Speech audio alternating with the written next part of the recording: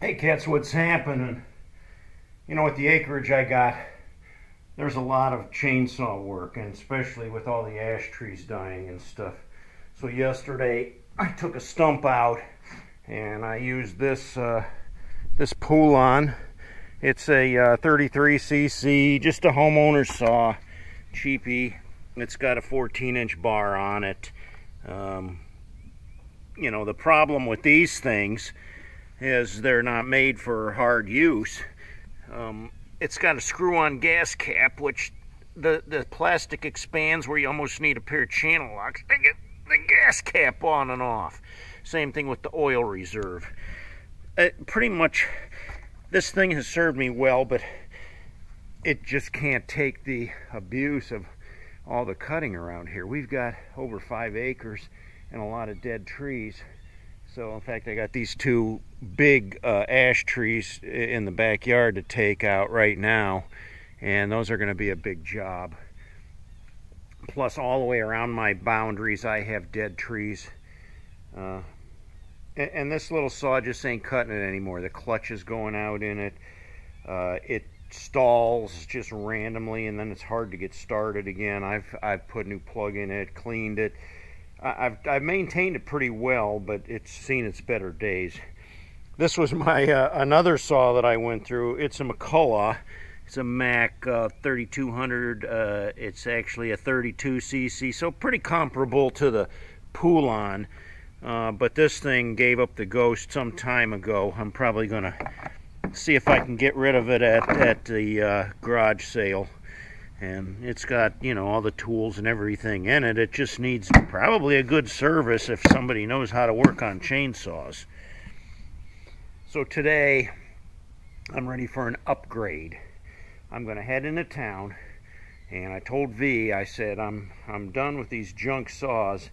I'm going to get a good saw. I think I'm going to go for a steel. They have a model there called the Farm Boss. I looked at the reviews on it. It's got really awesome 5-star reviews. And, you know, in my career, I did a lot of tree work, and those are the saws we used with steels. So we had pretty good luck with them. So I'm going to put these things away and see what I can find at the chainsaw dealer. What I'm thinking is I can, for the price that I pay for a steel, I can buy 2 of those other saws. I took a big stump out here yesterday. This was a pretty good sized stump, and I used a little pull-on, and that about did it in. So as many of you guys know, I've been retired now for almost going on a year, but when I was employed, one of the big jobs that I did quite a bit was forestry work. So I was always using the chainsaw. I was out on the saw crews. You know, when you work in the park system, it's all about trees. So you have roadways, you have trails, you have buildings, and we had all the professional tree equipment you could think of. I mean, that's what we did. We were basically in the forestry industry. So I ran the chainsaw a lot, and I was very familiar with the way chainsaws operate, safety, the methods of cutting, and I was pretty good at it. I've cut trees of all different types, sizes, shapes, hazards. So I know the main equipment that we usually used were steel saws. We did use some Husqvarnas, but the Husqvarnas seemed to be a little quirky, whereas the stills were quite a bit more maintenance free, so we liked using the stills better. Start easy, run, low issues with them, and as long as you use the right fuel mixes and maintain them properly, they're going to last a long time. So I'm off to buy a steel chainsaw today. And I've looked at the reviews, and there's a model on there called the Farm Boss, which looks like it's right in line with what I need. It's just a general use, heavy-duty chainsaw that can take a beating, and it's big enough to do the job. So I'm excited. I had to make a trip into town today to get here. right around the corner here.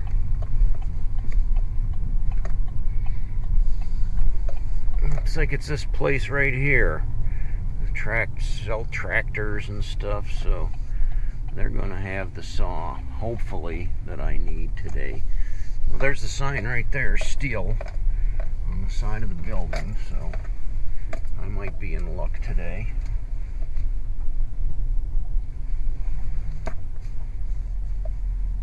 Well, I did the deed. I got a brand new steel MS 271.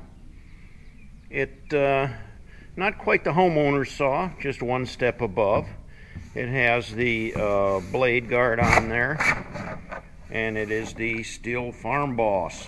Got a 22-inch bar on it. Also came with this synthetic HP Ultra Steel 2-cycle engine oil. One of these little bottles mixes to 1 gallon of gasoline, and you have to be fairly accurate when you mix this so that you get the right mixture for the engine. This is critical to the warranty that you use their brand of synthetic oil. I also bought some sharpening files. These are the 7/7/8 by 3/16, and it also came with this handy little handle file handle, I mean, that the file sticks into, and it's got these little butterflies on the edge. This is a 30 degree and that's a 25 degree, and when you sharpen the blades, for instance, this blade you always sharpen out, so you can hold that angle right there to exactly the 30 degree when you sharpen. And then when you flip around to do the other side, you know, you just flip it over again, so you're using the 30 degree to go this way to sharpen the blades. That's pretty handy. It comes with the package here that has the tools in it. It's got a little carburetor adjustment screwdriver, and also the wrench for removing and tightening up the blade.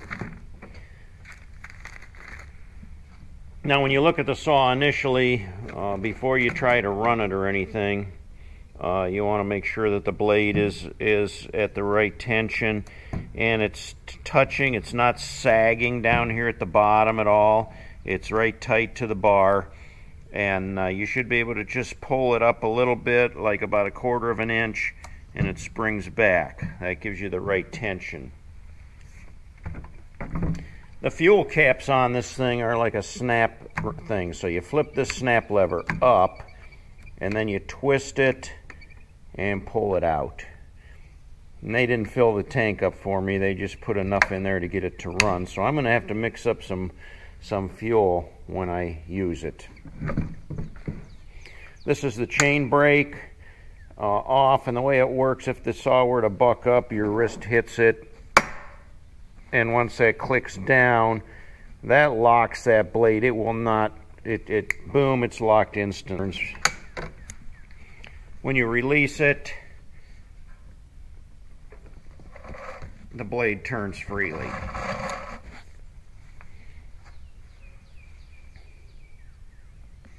Now when I go to start it, your choke lever's right here.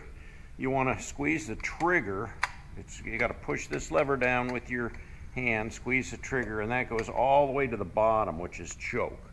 Now it's not going to run on the choke, but it's going to start with a pop. So once you hear that pop, you can flip it up a notch and then start it. It'll run, and once it's running, you pull the trigger and it flips up to idle.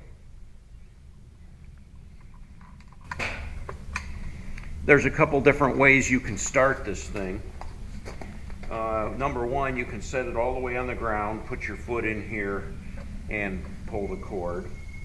Or you stick the handle between your legs, grab the cord firmly, and pull it straight up. You heard it pop one time, you flip it up a notch, and it should start.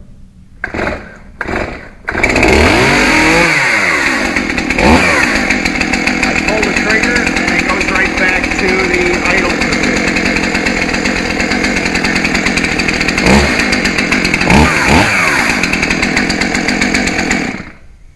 And all the way up is off. So I'm pretty happy with it. Starts right up. They recommend always start it with the chain brake on. Obviously I didn't do that. You'll notice it also has some grabber teeth here where you can shove it into the log. I don't recommend using those. I've seen some people where they shove it into the log and they pry down on it, and that'll actually wear your bar, and it's hard on the chain. It puts extra pressure on the chain. If the chain's sharpened properly, you should be able to take it and it should go right through your wood like butter. So there you go. You got these are the two nuts that remove the bar and chain, and right in between them is the slack adjuster where you can tighten up the tension or loosen it up to remove the chain.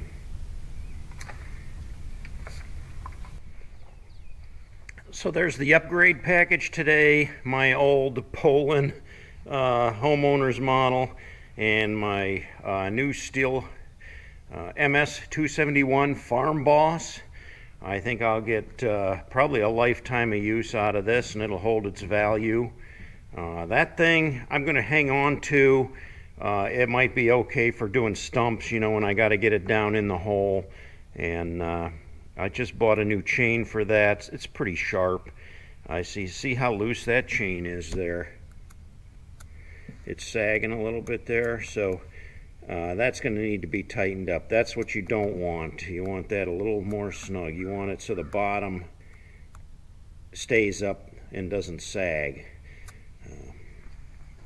So I'll keep that one for doing stumps and dirty work, and I'll keep this one clean, and that'll be my new tree saw.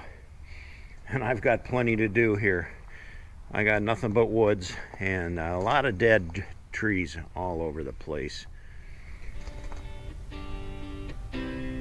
So until next time, guys, if you're running your saws, be careful, use your safety equipment, be safe.